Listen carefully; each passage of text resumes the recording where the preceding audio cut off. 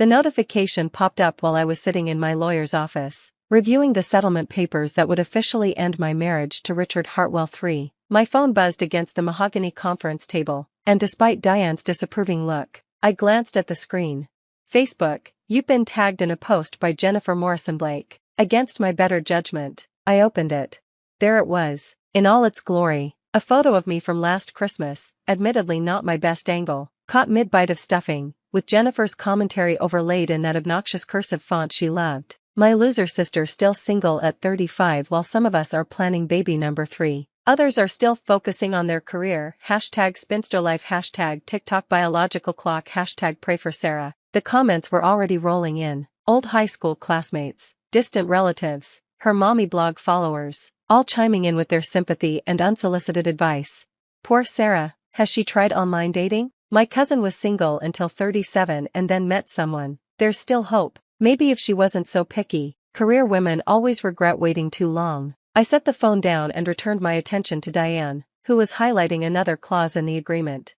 As we discussed, the intellectual property remains entirely yours. All patents, trademarks, and proprietary technology developed before and during the marriage are excluded from marital assets. Mr. Hartwell has agreed to a clean break, no claims on your companies, no ongoing financial obligations either way. And the NDA? I asked. Ironclad. He can't discuss your net worth, your companies, or any details about your assets, as far as the public is concerned. This is an amicable divorce between two professionals. I signed where she indicated, each signature another step toward freedom. Richard wasn't a bad man, we'd simply married for the wrong reasons. He'd wanted a trophy wife to complement his hedge fund lifestyle. I'd wanted cover while I built my empire. For 5 years, it had worked. I played the corporate wife at his events while secretly running 3 tech companies from my hobby room. The marriage had served its purpose. Now it was time to shed that skin.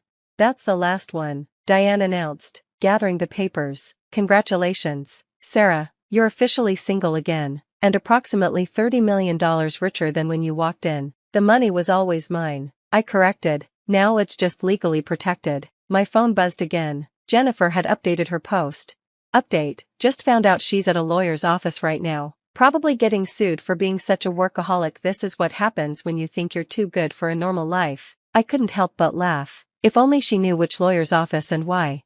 The drive back to my apartment was peaceful. I'd moved out of Richard's Manhattan penthouse months ago, choosing a modest but comfortable place in Brooklyn. From the outside, it looked like a downgrade. In reality, it was freedom from pretense. My phone rang through the car speakers. Mom. Sarah. Honey, I just saw Jennifer's Facebook post. Are you okay? I'm fine, Mom. She shouldn't have posted that. I told her it was mean-spirited. But you know your sister. She's just worried about you. Worried. That's what they called it when Jennifer publicly humiliated me for sport. She's always been jealous, Mom continued, ever since you got that scholarship to MIT and she had to go to community college. She chose to get married at 19 instead of finishing school. That wasn't my fault. I know, sweetheart. But she sees you with your fancy job and your city life, and she feels inadequate. My fancy job. If only Mom knew that my consulting work was actually running a cybersecurity firm that protected Fortune 500 companies from data breaches. That my little startup had just been valued at $45 million. That my side projects included 2 other profitable tech ventures. But I'd learned long ago that money talk in our family only led to problems. Jennifer's husband Blake had borrowed $50,000 from our parents for his failed restaurant venture and never paid it back. My brother Tom had declared bankruptcy twice trying to flip houses. Success in the Morrison family was seen as a target, not an achievement. Tell Jennifer not to worry, I said. I'm exactly where I want to be. After hanging up, I scrolled through more comments on the post. It had over 500 reactions now, shares climbing. Jennifer was basking in the viral attention, adding updates every hour. 3 p.m. update, still no response from Sarah, too busy with her important meetings to defend herself. 5 p.m. update, Mom says Sarah is fine but won't return anyone's calls. Classic avoidance. 7 p.m. update, remember when she said she'd be married by 30? #aged like milk. Each update drew more engagement, more pity, more judgment from people who hadn't spoken to me in years but felt qualified to dissect my life choices.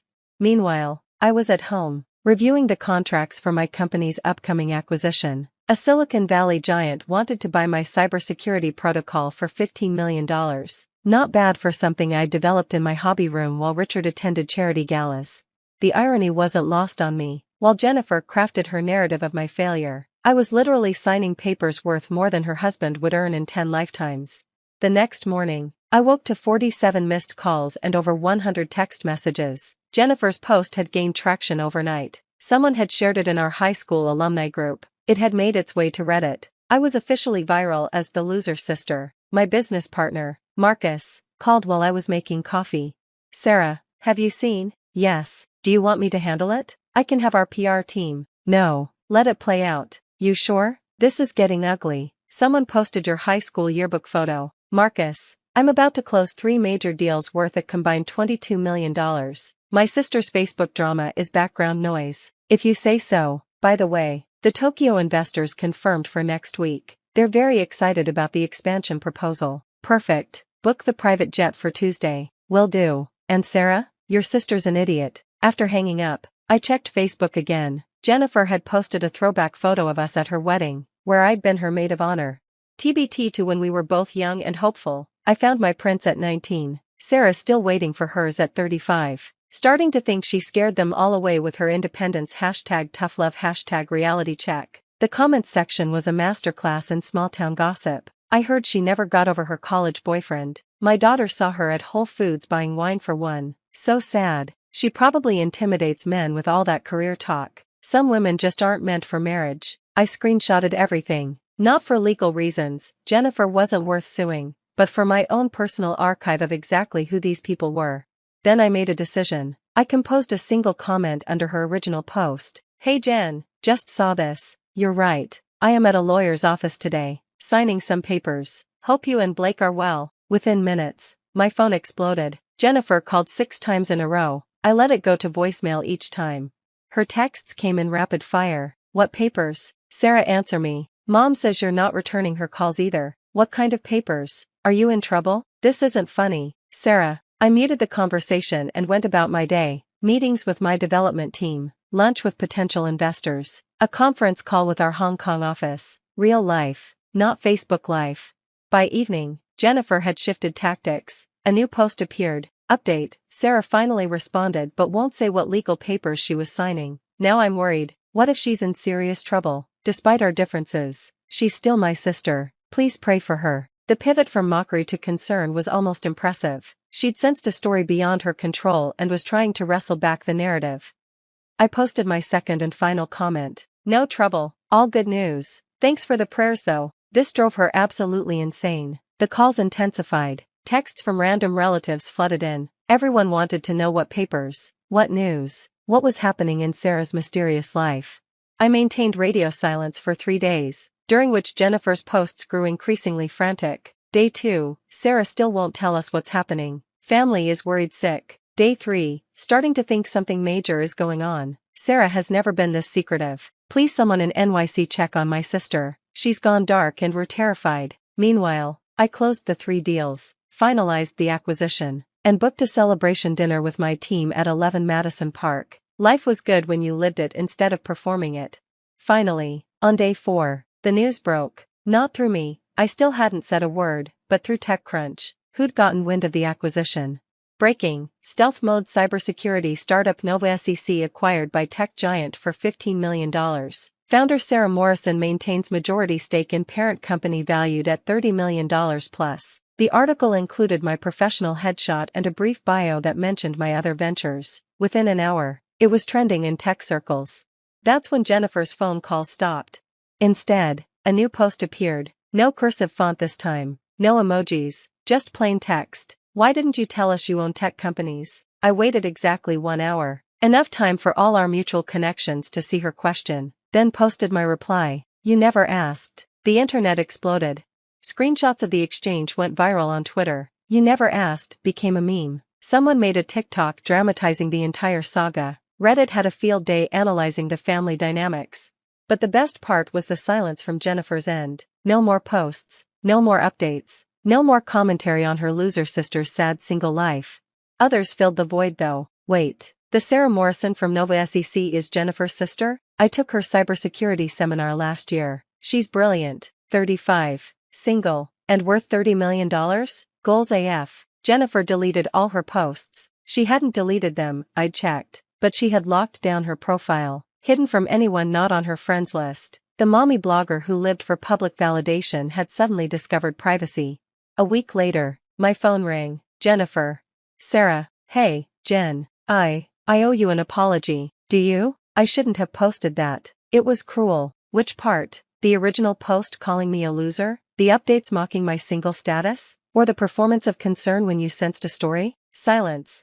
I didn't know that I was rich? Would it have mattered if I wasn't? Would I have deserved basic respect if I was just a single 35-year-old woman working a regular job? That's not. I didn't mean. Yes, you did. You meant every word. You just didn't expect consequences. Sarah, please, we're sisters. We share DNA. That's about it. You've spent years using me as a punchline to make yourself feel better about your choices. That ends now. Are you cutting me off? Because of one Facebook post? I'm establishing boundaries. You want a relationship? Earn it. Start by examining why you felt entitled to humiliate me publicly for existing differently than you. Okay, I understand. Can I ask one thing? What? Were you ever actually single? Or was that a lie too? I thought about Richard, about our quiet arrangement, about the marriage that looked perfect from the outside but was a business partnership at its core, about the divorce papers that freed us both to find something real.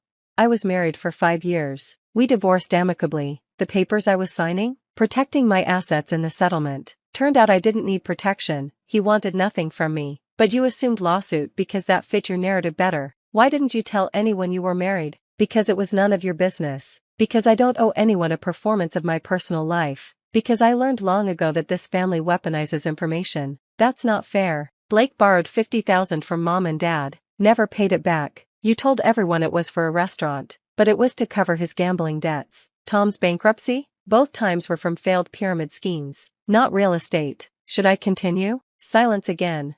We all have our secrets, Jen. The difference is, I don't broadcast yours on Facebook for likes. After we hung up, I sat in my Brooklyn apartment, looking out at the city lights. My phone buzzed with congratulations from real friends, interview requests from tech publications, investment opportunities from venture capitalists who'd discovered I existed.